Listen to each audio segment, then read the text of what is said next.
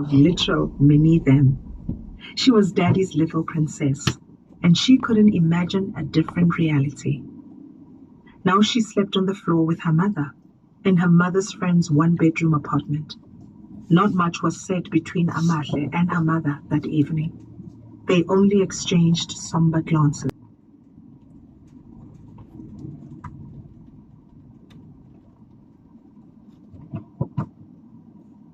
Since the day we left, in those 15 years, he could have made visiting him precedent. He had 15 years to make sure that sleeping at Dad's place wouldn't be so foreign to me. 15 years to make it a norm in my life. Like how I know, to this day, I cannot go back to university without seeing Ugogo. She continued. Obviously, I mean the earlier part of these 15 years. She giggled. He had so much time to set the course of our relationship, the one he thinks we have. I'm grateful to know my dad. I really am. I'm even more grateful that he loves me and does try here and there. But love is more than constant affirmations through speech. She concluded as she observed pain on Mama's face, a pain that she was unable to express. She hadn't been able to express how she felt for most of her life. January 2002. It was Amahle's first day of school, grade 0. After a long day in Economic Outfitters in Boysons, the only place where her uniform was found, and Woolworths for shoes and socks, they finally headed back home.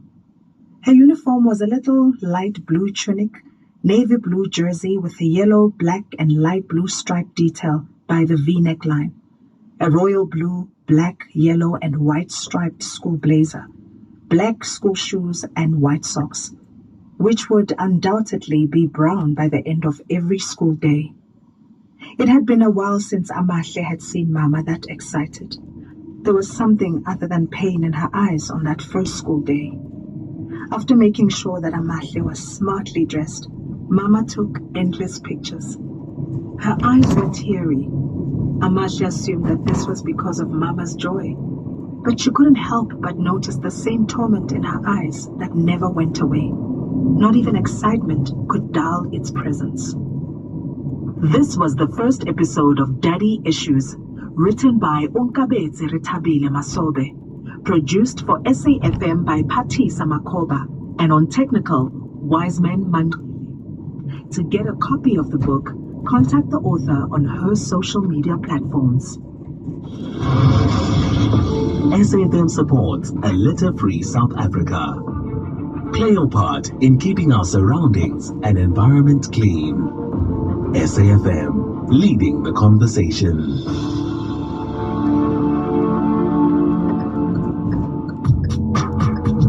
If you're active on social media and love SAFM, we hope you'll take a moment to like or follow our SAFM page on Facebook and Twitter. These are the best places to find all the guest information, conversations, and stories you love from your favorite presenters, along with regular updates from SABC News. And don't forget, you can send your questions to feedback@safm.co.za. SAFM, leading the conversation. The award-winning SAFM Playwriting Competition is back. SAFM, which many of you would know right now, we're launching the popular drama playwriting competition. The aim is to promote literacy and also ignite love for sharing South African stories. Well, everything has gone up. The price of petrol. Hey, Wena, are you saying that this phone uses petrol? Our writers are being invited to explore the medium of sound and really go into the theatre of the mind. People see the picture in their own color, in their own images, in their own faces. For a chance to win one of 3 large cash prizes, visit safm.co.za.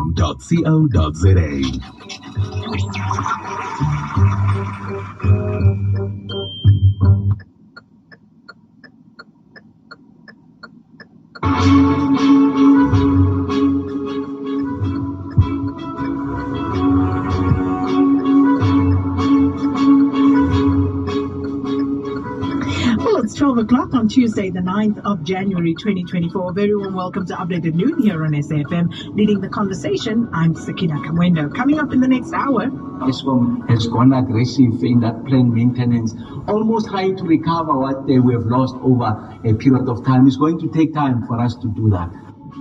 Minister in the presidency responsible for electricity, Dr. Kgosientsho Ramokgopa, acknowledges that the country's electricity systems are not stable.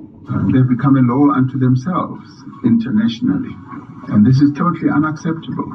The State of Israel will appear before the International Court of Justice at The Hague to dispel South Africa's absurd blood libel. Legal teams from Israel and South Africa are preparing their arguments ahead of the much-anticipated case at the International Court of Justice in The Hague. Coming up in sport, bring you an update on some local transfer news, and we look ahead to some friendlies, and we hear from two people in the Bafana camp today. John Gerke with more details on that later in the show. Please share your views with us. You can write to us on SMS. 41391 is the number, charged at 150 per SMS. You can also get in touch via Twitter or Facebook, or should I say X or Facebook, at Updated Noon, using the hashtag Updated Noon or SABC_news. You can also send us a WhatsApp voice note on 082-692-3909. Well, these stories and more coming up on this Tuesday edition of Updated Noon. First, though, let's bring you up to speed with the latest news with Dineo Motaung. SABC News, independent and impartial. Thank you, Sakina. Top stories. Mantashe compares MK party to a rebel movement, and Israel critical of being hauled to the ICJ. A very good afternoon to you. ANC National Chairperson Gwede Mantashe has likened former President Jacob Zuma's MK party to a rebel movement. He was speaking to SABC News on the sidelines of the ANC top 7 officials' visit to the Amandebele Royal House in KwaMhlanga in Mpumalanga. Earlier this morning, President Cyril Ramaphosa and the other top brass of the ANC are visiting King Maboko III.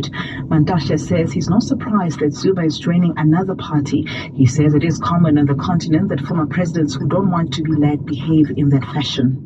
I'm talking of probabilities and possibilities in the continent of Africa. That when presidents don't want to give away power, half the time they ultimately come up into rebel movements. I was telling somebody yesterday that Savimbi came up of a movement that was regarded as revolutionary at a point, but she wanted power. Bozis in the Central African Republic is leading a rebel movement. Zagama is from Frelimo, is leading a rebel movement. It's normal in the continent. When you want power, you want to retain it forever.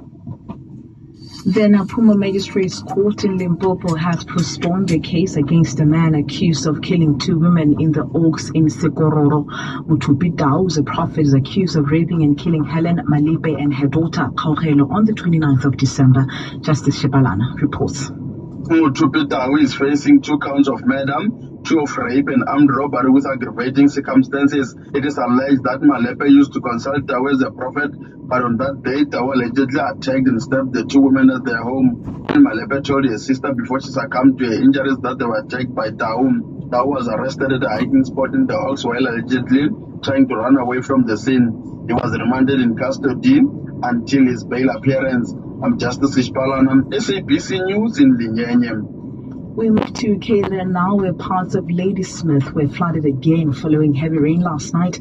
This after Christmas Eve floods that claims the lives of 25 people. The South African Weather Service had earlier issued a yellow level 2 warning of disruptive thunderstorms and heavy rains in various parts of the province. KwaZulu-Natal Department of Cooperative Governance spokesperson Sponiso Mngadi says parts of the town centre is still flooded this morning. Mngadi says the N11 running through the town was closed last night due to the flooding, and over 100 people have been evacuated. Our disaster teams, including South African Police Service, Traffic Police, emergency services and social partners, were on high alert, closely monitoring different areas due to a level 2 warning that was issued by South African Weather Services. In Ladysmith, approximately 70 people were evacuated from the central town and were placed in the indoor sports center nearby the town. In other news, the South African Medical Association trade union SAMATU says the doctor-patient ratio is reaching critically low levels in the country. This despite a recent survey by SAMATU which found that over 800 qualified and fully trained doctors remain unemployed. Union General Secretary Dr. Cedric Shihlangu says the current doctor-patient ratio stands at 0.31% of doctors per 1,000 patients as compared to the World Health Organization's recommendation of one doctor for every 1,000 patients. Lastly, Israeli President Isaac Herzog says there is nothing more atrocious than the lawsuit filed in the International Court of Justice accusing Israel of genocidal actions against Palestinians in the Gaza war. Speaking to visiting U.S. Secretary of State Anthony Blinken, Herzog criticized South Africa for bringing the case, which is due to begin hearings on Thursday, and thanked Washington for its support for Israel. Recapping the top story this hour, ANC National Chairperson Gwede Mantashe has likened former President Jacob Zuma's MK Party to a rebel movement. Headlines at 12:30 for SAFM News. I'm Dinamo Taung. For now, Sakina is on standby with Update at Noon. Update at Noon with Sakina Kamwendo, midday to 1 p.m. Update at Noon with Sakina Kamwendo. Well, thanks so much, Dineo. Good afternoon, everybody. It's 7 minutes after 12, and thanks so much for tuning in to Update at Noon. Well, so much to cover this afternoon. Listening to the news there with Dineo, the statement made there by ANC's Gwede Mantashe in the build-up to the January 8th statement that will be delivered on Saturday, this coming Saturday. And interesting there, Mr. Mantashe also saying that the Secretary General Fikile Mbalula, when making that statement that the ANC supported Zuma during the Nkandla saga, saying that Mbalula simply got carried away. Wonder what your thoughts are on this. And of course, we've got our team out in Mpumalanga to bring you all of what is being done and what is being said as the ANC celebrates its 112th anniversary. Some of the other stories we're following up on this afternoon, the Competition Appeal Court, they've dismissed the case for a large majority of banks, including local banks, in the Competition Commission's 8-year investigation into alleged collusion and rand manipulation in the New York foreign exchange market more than a decade ago. Now, Standard Bank CEO Lungisa Fuzile, we're hoping that we could maybe speak to him because you would remember some of the banks actually came out, paid the fines, and admitted that there was collusion that took place. But this is the latest decision, and the Competition Commission saying that they are still studying that particular judgment. So we'll follow up to see who we can speak to on that story. Also, the dismissal of 401 mine workers at the Gold One mine in Springs. We're going to follow up with our reporter Katleho, who's there. So he's obviously keeping an eye on those developments, speaking to those who are around. So we'll get the latest from him. And then Horisani Sitole is focusing on what's happening at Implats, and we review that situation to see whether mine management has any incentive for workers to return. You'll remember yesterday we were told that only 60% of the workforce returned after the festive season holidays, and we'll find out what the situation is today. And then the Department of Mineral Resources and Energy, the minister briefed the media earlier on the integrated resource plan. So we have clipped some of that for you, so we'll play it out. And also we'll find out more about COPE, and we made to understand that there will be a major political announcement made by the party. So we've got a reporter watching that one for us, and if there's any development, we'll let you know. Also court stories, so we'll find out from our reporters what's happening there. Update at Noon, midday to 1 p.m. And we start on Gauteng's East Rand, where 400 mine workers were axed from Gold One mine, and they have been served with dismissal letters. And this after the workers allegedly received their dismissal notifications yesterday via SMS. Now, further 114 mine workers have also been placed on suspension and are expected to be subjected to disciplinary processes this month. Meanwhile, the National Union of Mine Workers has vowed to appeal the dismissals insisting that the mine workers had instituted a sit-in underground and not a hostage situation. So for the latest on this, we joined on the line by our reporter, Katlego Legodi. Yeah, I can see Katlego just slightly busy at the moment. So Lungile is telling me he's not taking that call. We'll come back to Katlego there because earlier on, maybe we can just recap for you what happened earlier with Stephen Grootes when he spoke to the head of legal at Gold One Mine, Ziad Hassam, and Hassam explained why the workers were dismissed. And what has been the performance? So I think key here. Apologies, that is of course the incorrect audio there, and just going back to Gold One, and we will come back to that story. Our apologies, just system acting up on us there. All right, speaking to what you just heard briefly there, the minister in the presidency responsible for electricity, Dr. Kgosietso Ramokgopa, acknowledges that the country's electricity systems are not stable, but he has assured South Africans that government is working hard to resolve the load shedding crisis. Now, he was briefing members of the media earlier on the Energy Action Plan. South Africans have recently experienced low stages of load shedding as a result of improved generation. The minister explains what happens when there is no load shedding and the significance of planned maintenance as a result of the bailouts from National Treasury. And what has been the performance? So I think key here really is I've made the point that PM peak during December really plummets, it goes down. So really there's very little to talk about. You can see around the 26th, Christmas Day, PM peak was at about 20,000 megawatts. To put it into context, when you experience extreme weather conditions, when you have conditions of snow that we experienced during the winter period, remember we had snow here in Gauteng. PM peak went to 33,000 megawatts. So you can see the difference between what has been the extreme of on the demand side, 33,000 megawatts, to what has been the low on the demand side. The variance there is about 13,000 megawatts. But then what do we do in that instance? So what we do is to ramp up planned maintenance. So you can see the big story there is around planned maintenance. So the period of the 22nd of December to the 29th of December, we use the opportunity of the fact that the demand has plummeted, has gone down significantly. So we don't just fold our arms and celebrate and say there is no load shedding. There is no load shedding, but we're doing something else. I did say that the delta, the difference between that winter peak and the low PM peak during periods of low demand is about 13,000 megawatts, as you see there.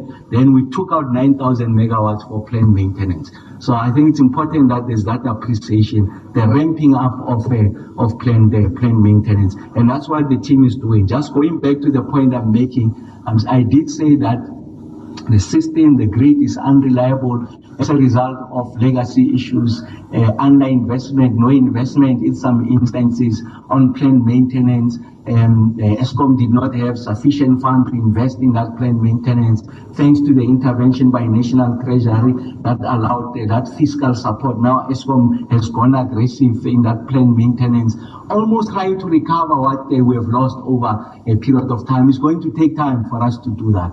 But given the fact that there's been some improvement on the generation side, the plummeting on demand, the gap is huge, then we're very aggressive on planned maintenance. So even during those December periods, when you didn't see load shedding, we're very aggressive on planned maintenance.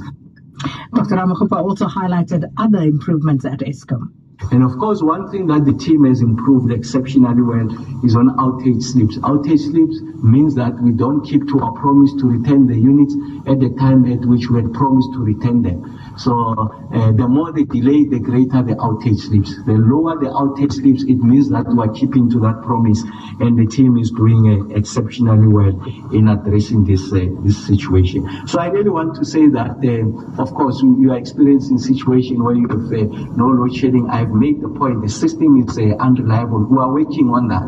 And that's why you say this, Eskom says is suspended until further notice, because in the nature of a system that is unreliable, then you are likely going to have shocks. Is those oscillations, no load shedding, then load shedding, and then no load shedding? We really want to flatten the curve first to ensure that there's significantly lower levels of load shedding and get to a point where you are able to eliminate that load shedding. And of course, it's a function of a multiplicity of intervention, in particular the issues around new generation. There's so much that the team can do, but you need the new generation and also the transmission to enable that new generation, especially by private sector on the renewables, to get onto the grid so that we all get the benefit. And once we address those, then it increases the capacity available, then we should be in a position to get closer to the resolution of the crisis. And that was Minister in the Presidency responsible for electricity, Dr. Hussein Ramokgopa, updating South Africa on the Energy Action Plan. Update at noon, midday to 1 p.m. Now, it's been 7 years since the Constitutional Court ruled that former President Jacob Zuma should pay back a percentage of the money used for non-security upgrades at his private home in Nkandla. The Chief Justice, Mogoeng, made the ruling after a former public protector, Thuli Madonsela's remedial action.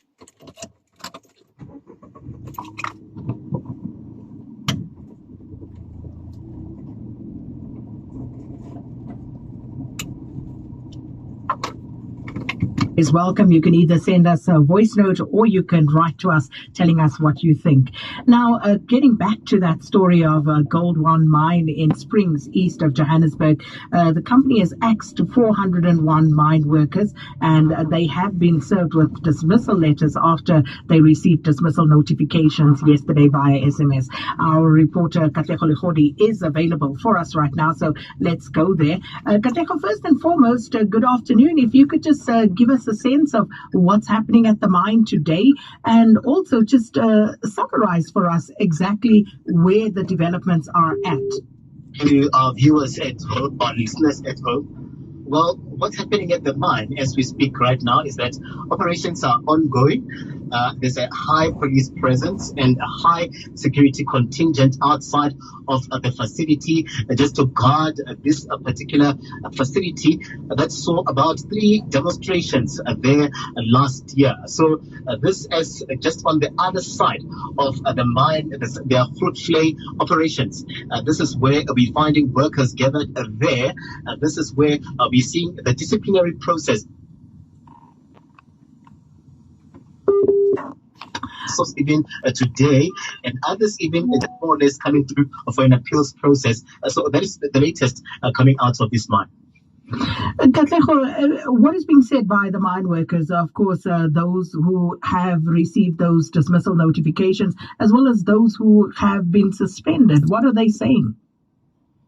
Sure, Sakina, it's really a sad situation, I must say, right now, in terms of the workers, in terms of where they find themselves as they begin.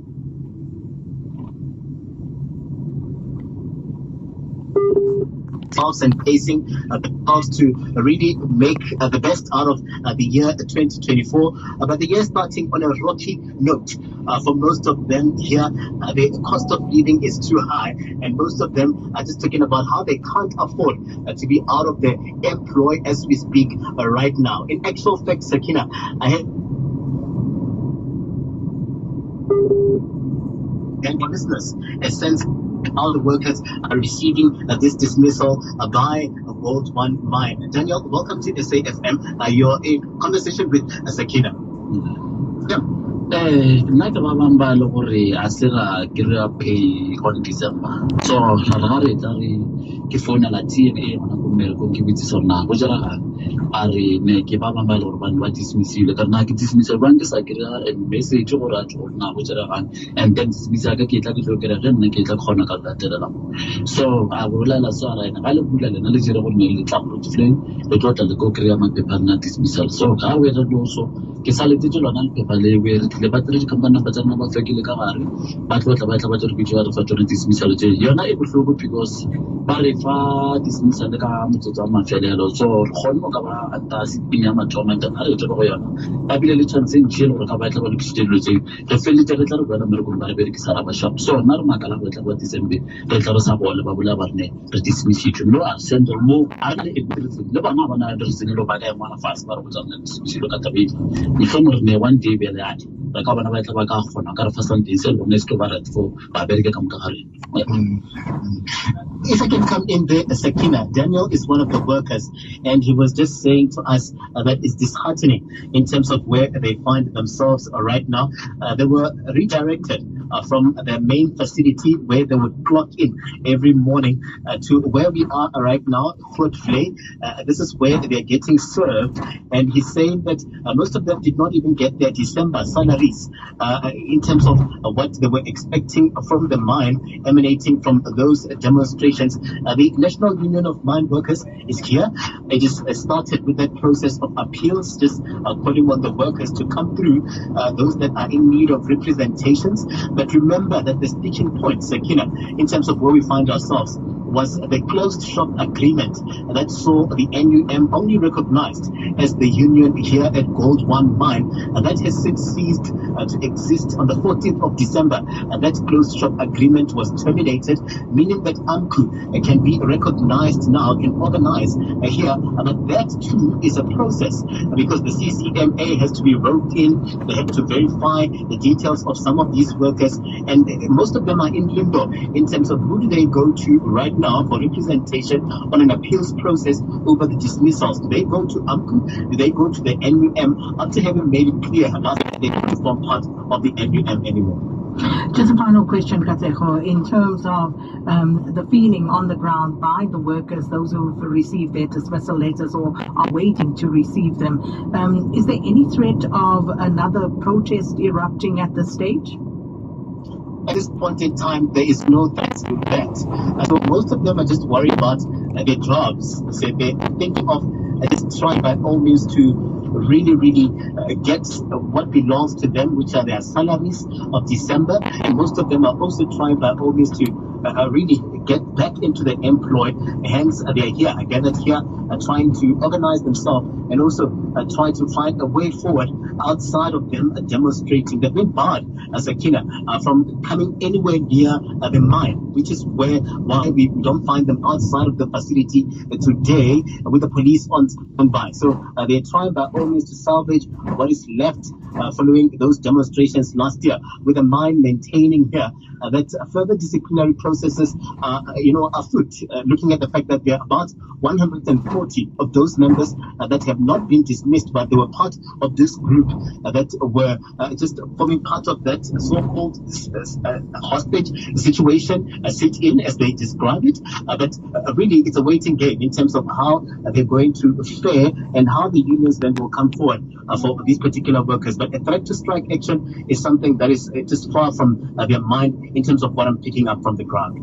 Thanks so much, Katlego Lehori, our reporter out at Gold One Mine, with the latest update from the mine. And earlier on, our colleague Stephen Groote spoke to the head of legal at Gold One Mine, Ziad Hassan.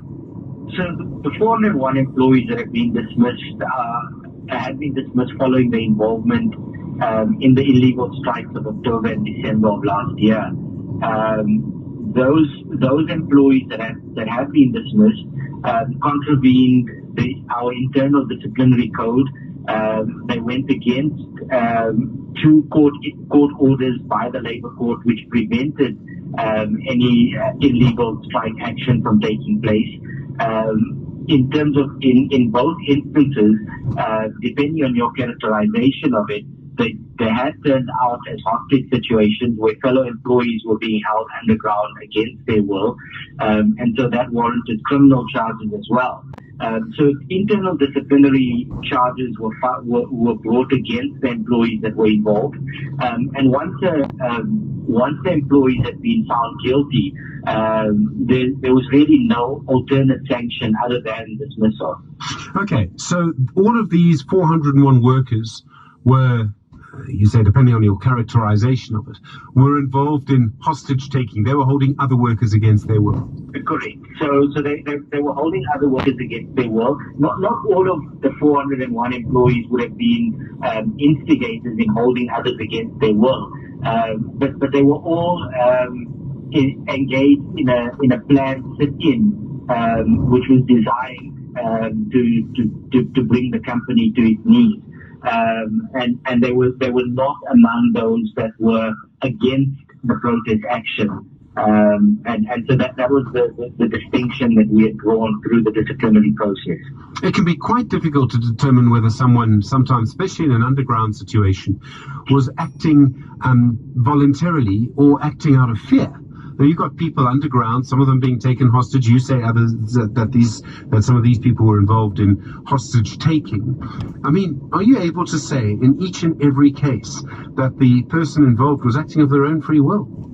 Yeah, look, I think you are 100% correct. It is a very difficult process. We've relied on CCTV footage underground, as well as accounts, eyewitness accounts from other employees in terms of our evidence gathering. But if we've got it wrong in any individual employee's case, that employee is availed of an opportunity to lodge an internal appeal. And if we've got it wrong in any individual case, we'd happily reinstate that particular employee. And that, of course, was the head of legal at Gold Online, Ziad Hassan.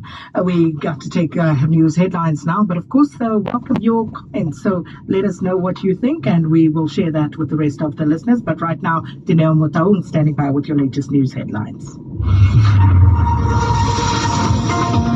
Thank you very much, Sakina. Good afternoon to you. Let's take a look at the headlines at 12:30. ANC National Chairperson Gwede Mantashe has likened former President Jacob Zuma's MK party to a rebel movement. In other news, Northwest Premier Bushima Ape has reinstated the head of the Department of Health, Obakeng Mongale. Mongale was placed on special leave last year following his appearance in court over matters connected to his previous duties as head of the Department of Public Works. And the Napono Magistrates Court in Limpopo has postponed the case against a man accused of killing 2 women in the Oaks in Sikororo. A full update follows at the top of the hour. Economic news on SAFM. Facts and figures you can count on. The rand is trading at 18 rand 65 to the US dollar, 23 rand 73 to the pound sterling, and 20 rand 39 to the euro.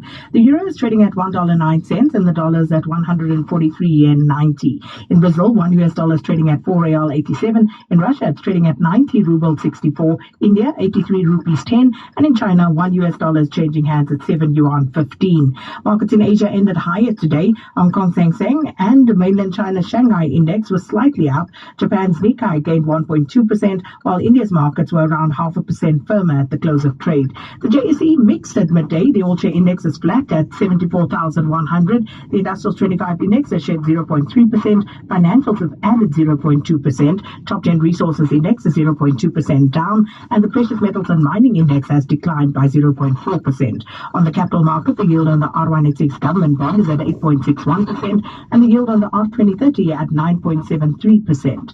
Markets in Europe, they mainly weaker at this hour. Britain's FTSE 100 is flat, the CAC 40 in France and Germany's DAX both 0.3% to the good. Looking at commodities, gold trading at $2,033 per fine ounce, platinum's at $945 per ounce, and the price of Brent crude oil at this hour, $77.10 a barrel. SAFM Sport with John Herika. Good afternoon, John. How's it? Oh, it's so nice.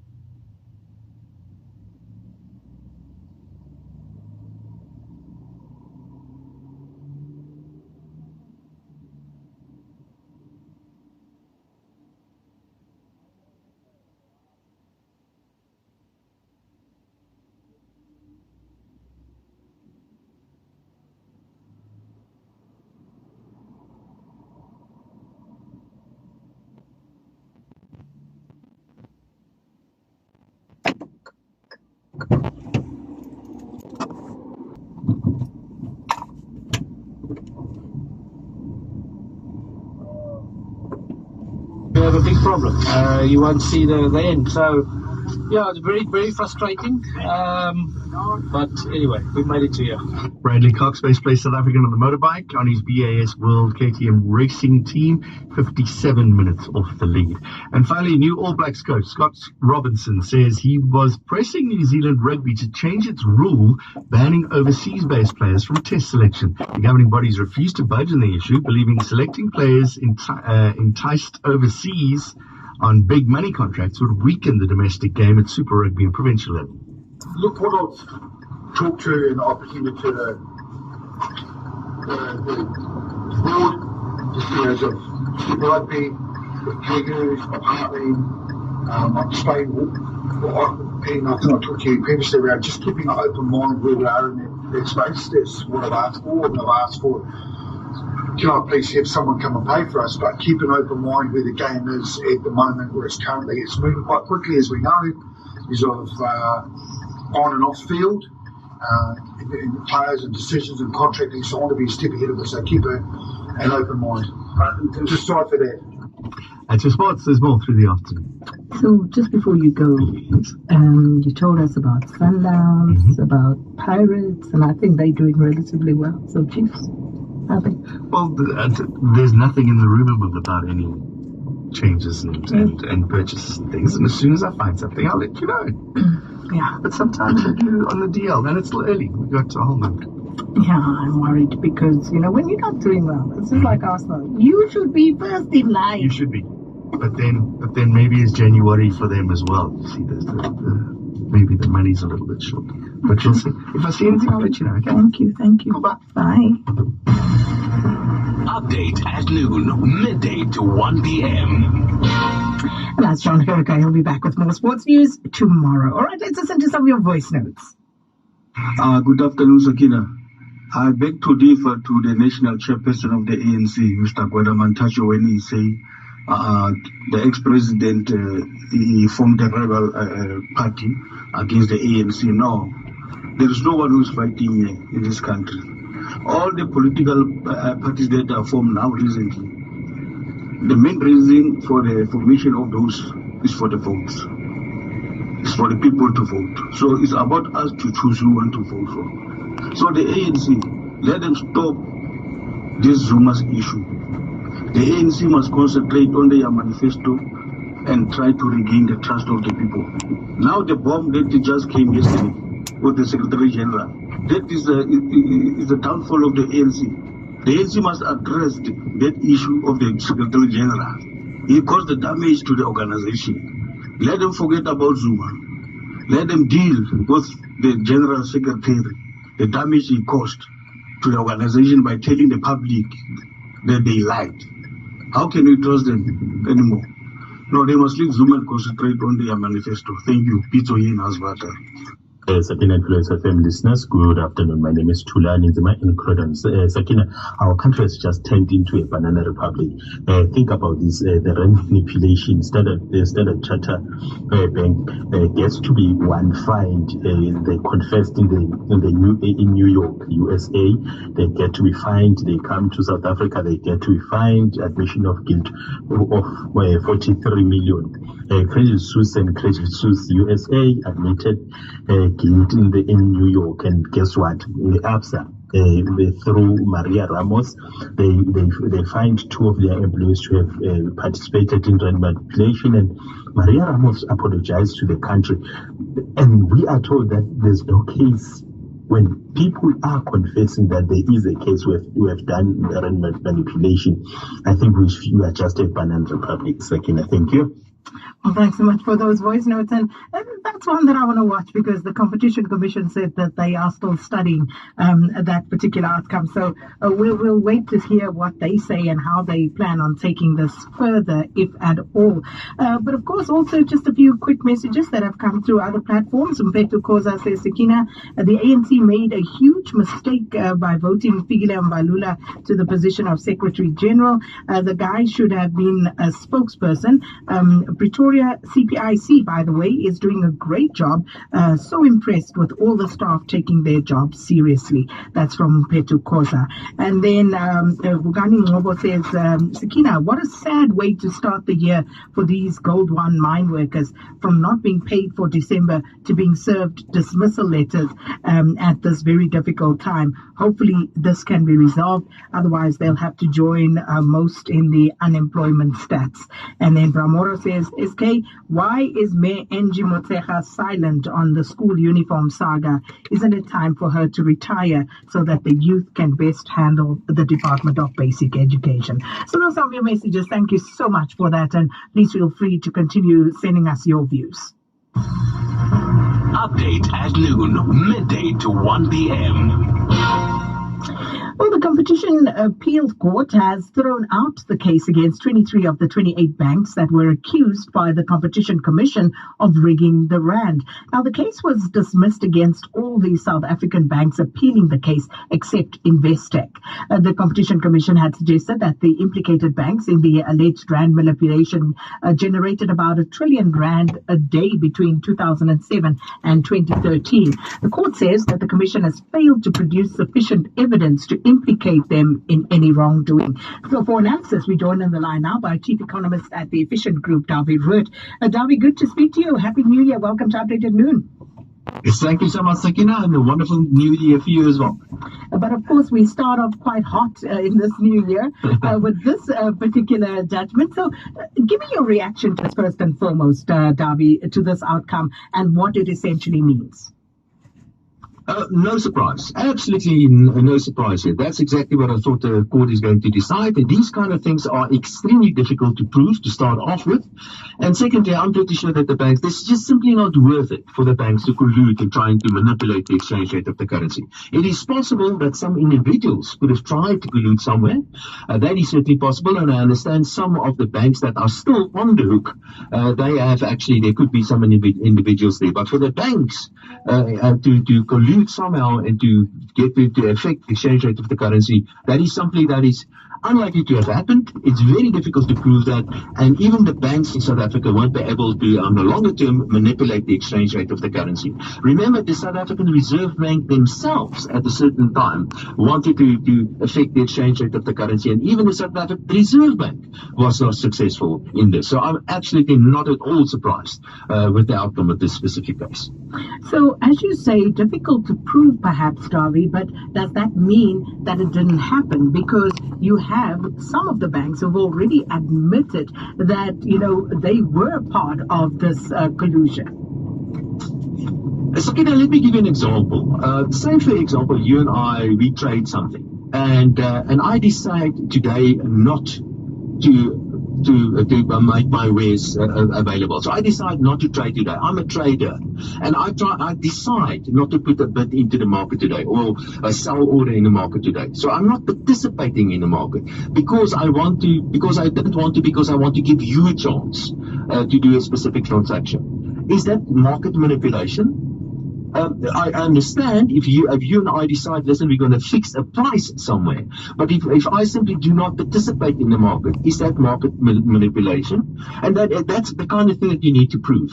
And it's basically impossible to prove this kind of thing. Let me give you another example. Say, for example, I've got internal knowledge about a certain transaction that's going to happen in a specific company, and I buy the company share before this knowledge becomes available to the rest of the population. That is internal trading, and that is illegal. You're not allowed to do that. But say I want to buy shares in a company, that's my intention, and then I get some bad news about internal knowledge as well, about bad news about this company, and I now decide not to buy anymore. In principle, that is basically the same thing, is it not?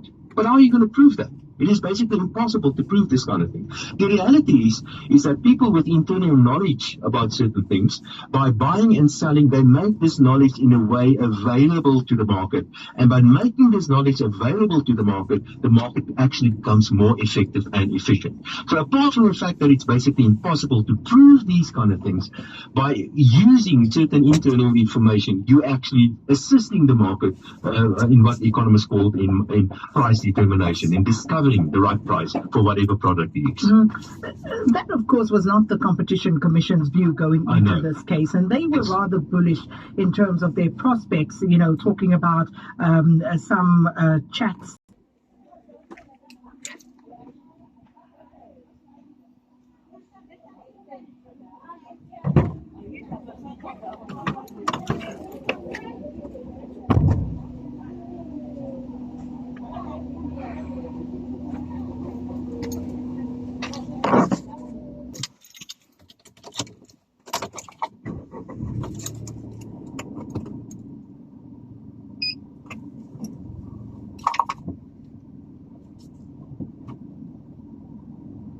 From the South African banks. I can't remember exactly what Investec's case was. I think they simply decided not to oppose this court case, and because they decided not to oppose the court case, there's something to do with that. I think that's the case. I think it was just simply they decided not to go the same way as the other banks, and I'm pretty sure that the Investec themselves will be found not guilty eventually. David Ritt, thanks so much for your time. Chief Economist of the Efficient Group. Sakina Kamwendo on SAFM. Now, Congress of the People leader, Musiwa Lekota, has called for an amendment to the South African Constitution, adding that an amendment to the Constitution will allow for people to truly govern. Lekota has admitted that while the party that he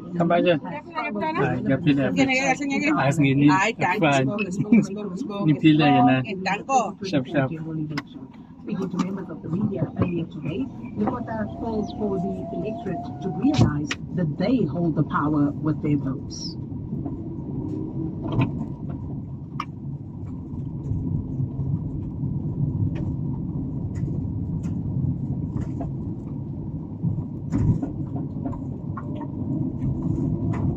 Part of the reason why we are saying in this statement that something must be done about our constitution. Our people must be allowed, the people of South Africa must be allowed to elect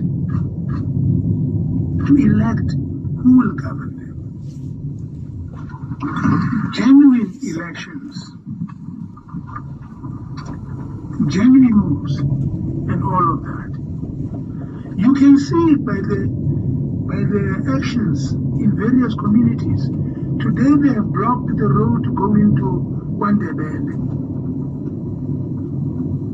where their so-called president is supposed to travel going to Enos Mabuza, I think, home or something like that.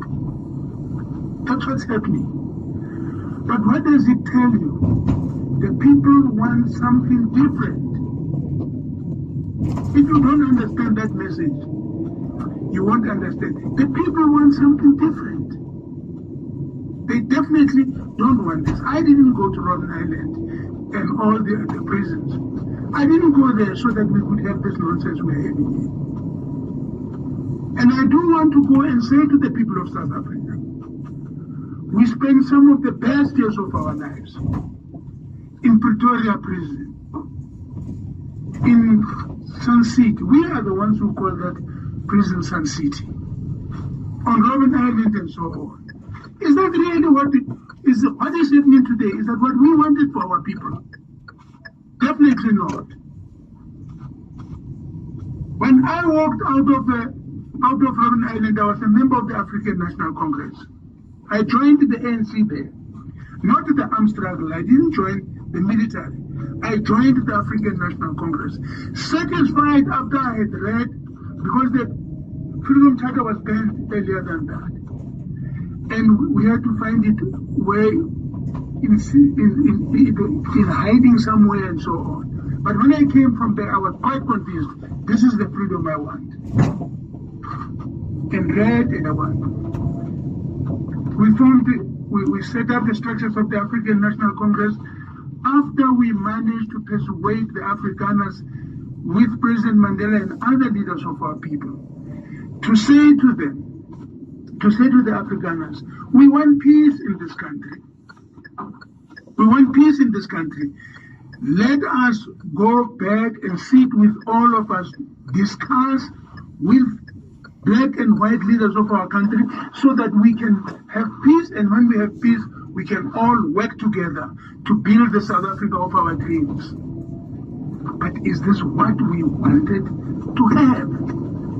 Is what is happening now really what we wanted to have? It is not. So I'm saying this. We will go as this Congress of the People. We still stay. We are Congress of the People. I can assure you, the Congress of the People is a little child, maybe 2 years old. How old are you? Maybe 15 years.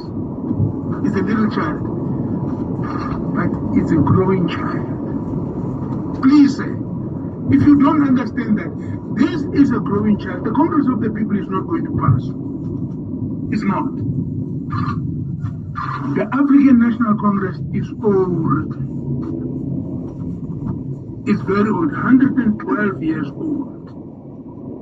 Well, that was Congress of the People leader Mosiuoa Lekota, and that's what he had to say. So, unfortunately, no more time to take any of your comments, but we'll do it again tomorrow. Thanks so much for tuning into Updated Noon. Thanks to the production team for putting it together and for making sure it went out loud and clear. We'll do it again tomorrow. Right now, though, 1 o'clock, and Dineo Motao standing by with your latest news. Independent and impartial. This is SAFM News. Thank you, Sakina. Top stories. Mantashe compares MK party to a rebel movement, and South Korea passes a law banning dog meat trade. This is SAFM. Good afternoon. ANC National Chairperson Gwede Mantashe has likened former President Jacob Zuma's MK party to a rebel movement. He was speaking to SABC News on the sidelines of the ANC top 7 officials' visit to the Amandebele Royal House in KwaMhlanga in Mpumalanga earlier this morning. President Cyril Ramaphosa and the other top brass of the ANC are visiting King Maboko III. Mantashe says he's not surprised that Zuma is joining another party. He says it is common on the continent that former presidents who don't want to be led behave in that fashion. I'm talking of probabilities and possibilities in the continent of Africa. That when presidents don't want to give away power, half the time they ultimately come up into rebel movements. I was telling somebody yesterday that Savin became up of a movement that was regarded as revolutionary at a point, but he wanted power. Brazil in the Central African Republic is leading a rebel movement. Kagame is from Frelimo. Leading a rebel movement. It's normal in the continent. When you want power, you want to retain it forever. The Mpumalanga Traffic Department says the R573 Moloto Road has been opened to traffic. The road between KwaMhlanga and Moloto was earlier blockaded by residents who were protesting over service delivery related issues. The protest was held to coincide with President Cyril Ramaphosa's visit to both the kingdom houses of Amandebele in Mpumalanga. The department's Mweti Musi has appealed to protesters to refrain from blocking roads and thereby infringing on the rights of other road users. People have got the right to protest, but they should do so in a responsible manner. We are glad that the road has since been reopened, and then we are encouraging the communities in future to protest within the ambit in criminal activities while they are protesting. In the Northwest, Premier Bushima Abe has reinstated the head of the Department of Health, Obakeng Mongale. Mongale was placed on special leave last year following his appearance in court over matters connected to his previous duties as head of the Department of Public Works. It is reported that Mongale was charged with fraud and corruption for his alleged involvement in the 470 million rand Brits hospital scandal during his previous tenure. Premier Mape says will consider any further recommendations regarding the future of Mongale once his office concludes its assessment. His spokesperson Sello Tadai says Mongale resumed his duties yesterday. Premier Kaubita Bushimape wishes to emphasize that the return of HOD Mongale does not stop the ongoing work by the Office of the Premier to interrogate all documentation and reports linked to his case.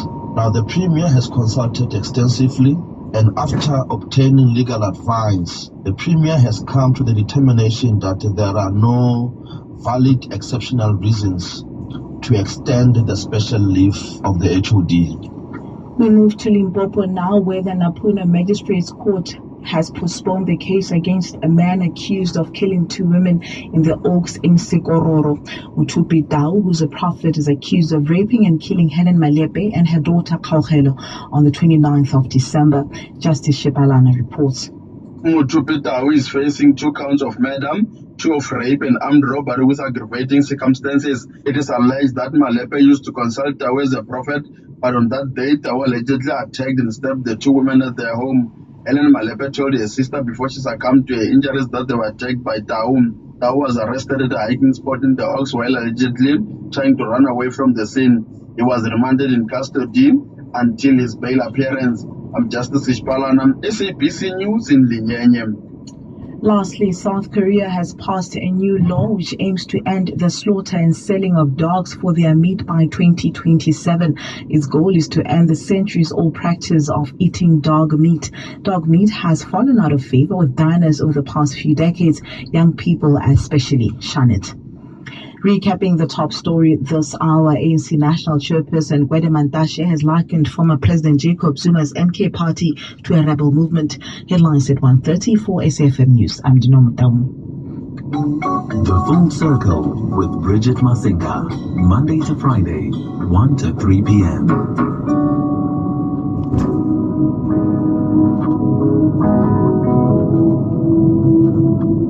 I'll be still in the quiet, in the presence of my God. Though I'm weak and fragile, I'll lay it at the feet. I don't need to say much, 'cause you know me so well. I'll just wait for your touch. That's all I need forever. Oh, that's all I need. I do not walk alone. I do not walk alone. Yes, I know. Yes, I know. I do not walk alone. I do not walk alone. Yes, I know. Yes, I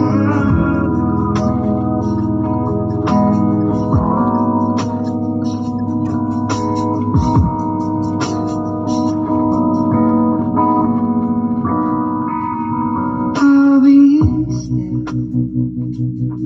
in the quiet, in the presence of my God.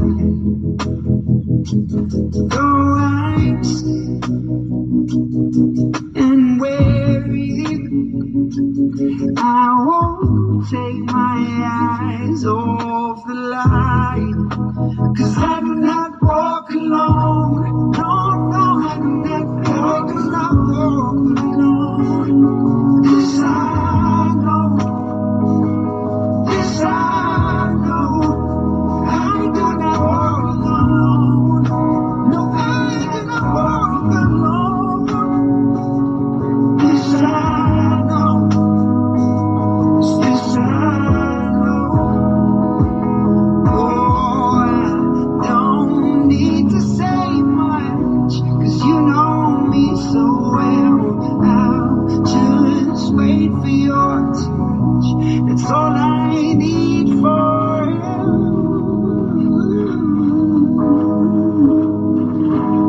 We do not walk alone. We do not walk alone. This I know. This I know.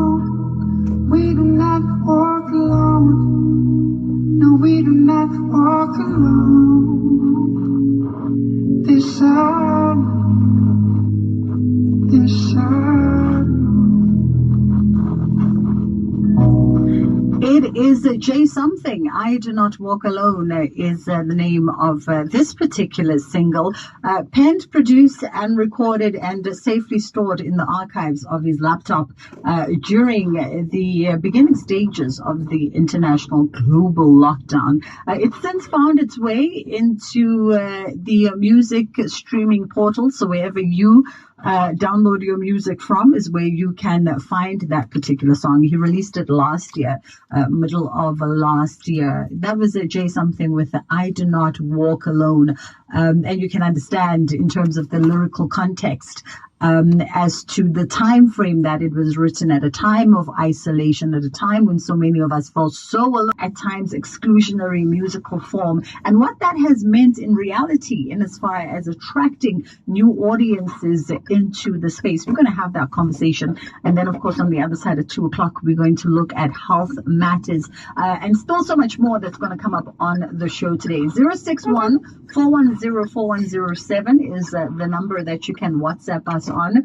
We always encourage you to send through your messages to us. If you want to send us WhatsApp voice notes, you are more than welcome to, or 086 000 2032. It is The Full Circle with myself, Bridget Masinga, on SAFM.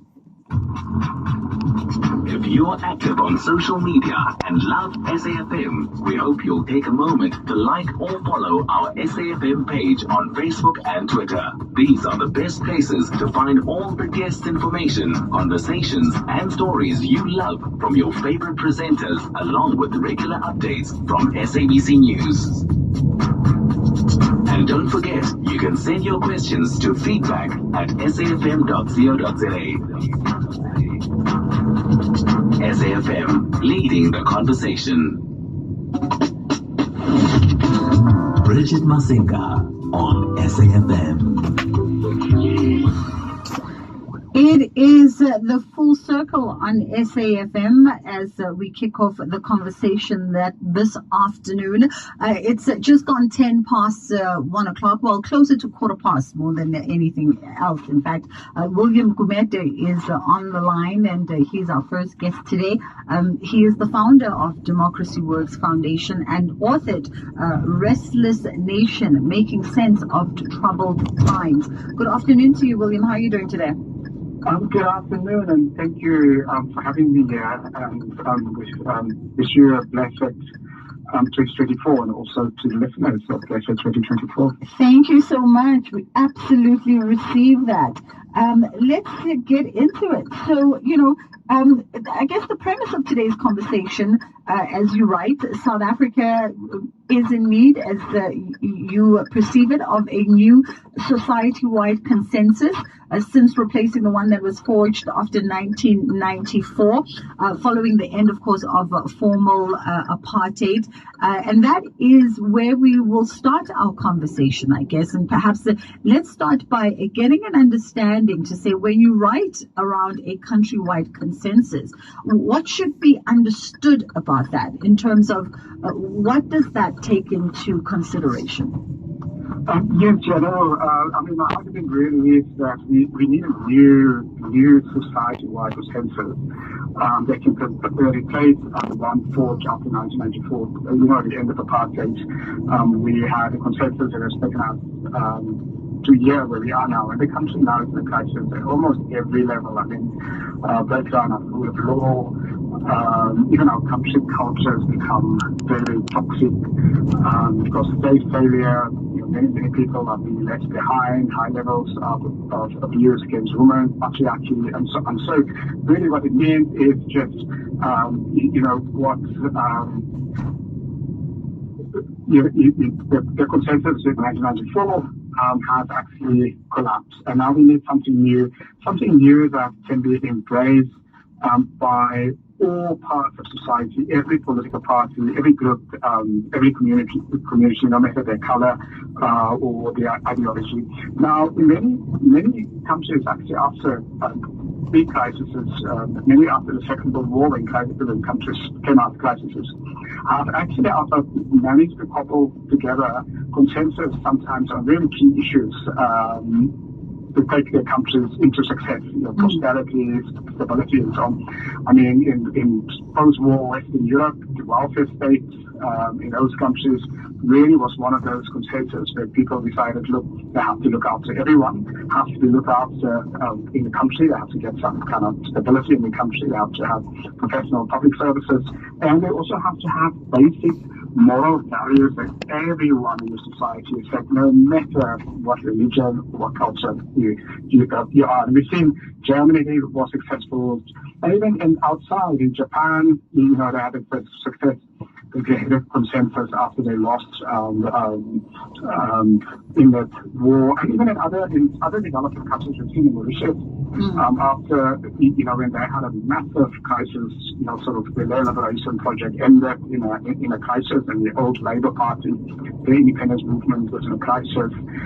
They had state failure, corruption, ethnic divisions. They managed to put together a national consensus which had lasted them from the 1970s until now, and created in Africa's post-war history the most successful African country. So it is a moment for South Africa that we actually begin to think of how do we create a whole new consensus for our society that we can build the future on. Yeah. Let me ask this, Professor William Gumede is on the line with me. You talk about sort of there being a society-wide consensus coming out of apartheid South Africa in 1994, and that perhaps we've sort of derailed from that. But maybe for those who are in the conversation with us, listening and going, okay, well, what was that consensus coming out of 1994? What was sort of discussed and agreed upon as to what would make up the society-wide South African representation of this consensus? Absolutely. The very first thing obviously was that we would create a democracy and everyone would buy into that democracy. The second one is also that we will look at, there will be social justice. We will look after people who've been left behind by apartheid, and chances have been destroyed by apartheid. So we will be inclusive and have redistribution for that, for them. We were supposed to create a state and a public service that delivers to everyone, and delivers to people that never received basic services before, never received water before, housing before, and we did do that. And we also, as part of the consensus, was the idea that we are a diverse country, and that actually is our identity, not that one ethnic group or one color or one political party would actually control the country, but that we would be inclusive. And also that our government and public representatives will be caring, and that we would not be regress into tribalization. Now, all of that sadly has collapsed because of corruption, dishonesty. We've got, breakdown of basic moral standards in the country. We're having breakdown of the rule of law. We even have computing governance systems to the Constitution. Some people don't recognize the Constitution. Some people use alternatives to the Constitution, like customary law, which is against the Constitution. State failure, we've seen it and we've experienced it, every person in the country. And the country's also become re-tribalized. When you just look at social media, people are becoming more tribalized than I would have expected. Who grew up in the 1970s. And a basic set of moral values dominated. Is it a case where, for instance, like Germany, which moved on the premise of being a welfare state, where democracy and a productive public service, as well as the social market economy, were paramount to who Germans are and the future that they wanted? What do you think should be in our society-wide consensus? Feel free to drop us a voice note on 061-410-4107, or you can give us a shout on 086-000-2032. It's 1:30. It's time to catch up with the headline news. Well, the headlines at 1:30. I am Dineo Motaung. Good afternoon. The National Union of Mine Workers has embarked on an appeals process for workers dismissed at Gold One Mine. The mine yesterday confirmed the dismissal of 401 mine workers. In other news, ANC National Spokesperson Gwede Mantashe has likened former President Jacob Zuma's MK Party to a rebel movement. And hi, Katie. Sorry, man, I'm driving. Sorry, can you confirm with him? Can you call him and confirm exactly? Because I can't. The traffic is too heavy here. I can't go out. So please confirm with him, please. Thanks. Otherwise, I'm gonna have to. Once I get to the lab, then I can check and confirm everything. Thanks. Explicit sex. If you think we are not living up to that code, then you can inform the Broadcasting Complaints Commission of South Africa. Direct any complaints in writing to the Broadcasting Complaints Commission of South Africa. PO Box 142365, Craig Hall 2024. Fax to 011-326-3198 or an email to bccsa@nabsa.co.za. For more information, please visit www.bccsa.co.za.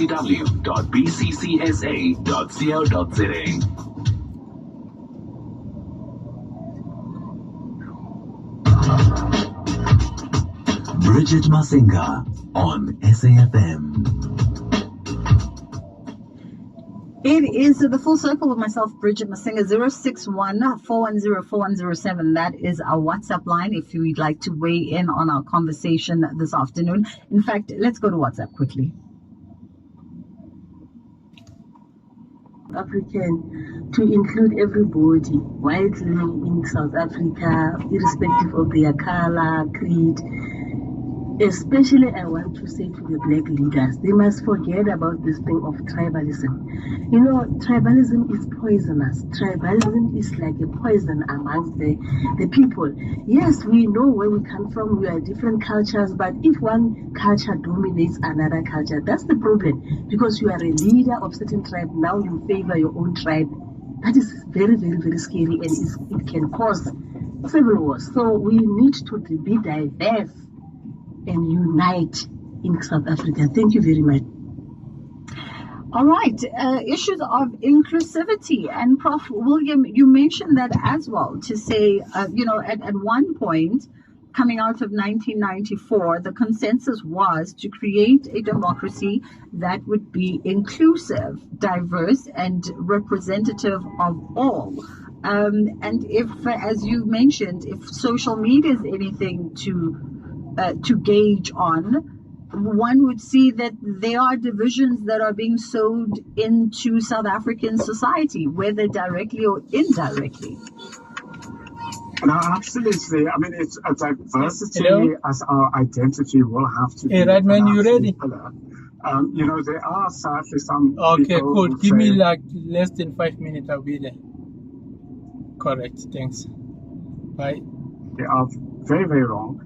Diversity, and we've seen with research around the world, actually, if a country or a company or even a community uses its diversity, its diverse skills and diverse ideas and so on, actually, those communities and companies and countries actually, they do so much better. We've seen it in Brazil. Brazil always struggled after the Second World War, but when they built their new consensus in the early 90s under Lula da Silva and the Labour Party coalition that took power in the early 90s, they built a whole new consensus. And one of the things that they actually emphasized in their consensus was to actually emphasize diversity and using a diversity as a strength rather than as something negative. And we've seen, that period for Brazil was Brazil's best growth and a peaceful period and prosperity period, in its post-war history. So it is going to be very important, that we use our diversity. We've even seen it in the rugby team, for example, that won the World Cup. They lead the diversity of the country. Yeah. And I would even say the reason why Bafana, for example, is not doing so very well is the Bafana during its periods of when it's not doing well, the diversity of the country's football players, whether they're in South Africa or whether they're abroad, haven't been used in the same way they've been used in rugby or in cricket. Yeah, but let me put a spanner to the works here, Prof, because when we speak diversity, we're obviously not just focused on race. South Africa is a very diverse country in many aspects: race, religion, belief systems, etc., etc. And so part of an excerpt from the article also, you say that, for instance, when it comes to SA's diversity must be accepted by all as a pillar of identity. But then you go on to also say that the Constitution has to be the apex governance system, with no competing governance should be allowed, where the customary law, township or village communal culture, gangster culture, and liberation, party culture.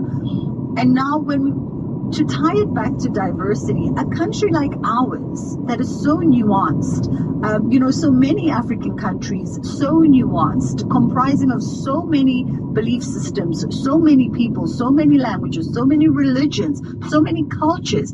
If we are to harness that diversity, it's not just a thing that focuses on race, though, surely, right? Absolutely. So diversity is very, very broad. I'll just give you an example of gender equality, because that's part of diversity. I mean, my argument is the reason why we've seen African failure, and I'm coming out of a book with a long history of Africa since the Second World War.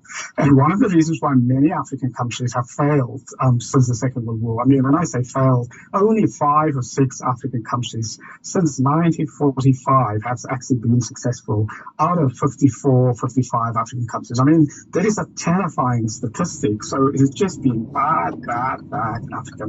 And one of the reasons why is that most African countries haven't used the power of women. I mean, women are excluded in Africa, whether in families or whether in economy, whether in business or whether in sports, because of patriarchy. And patriarchy is like an ideology, a cultural ideology in many African countries. But when you look since the Second World War, it's the countries that prospers from poverty to becoming really rich countries, like a Singapore and so on.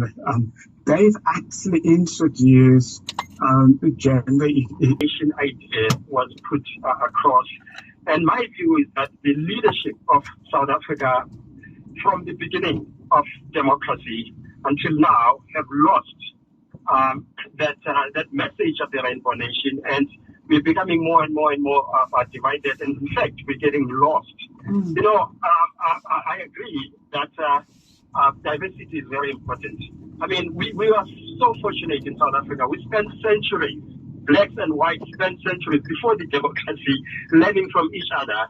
I can argue now, somebody who does research will tell you that whites affected blacks and blacks affected whites in terms of our values, of our South African values.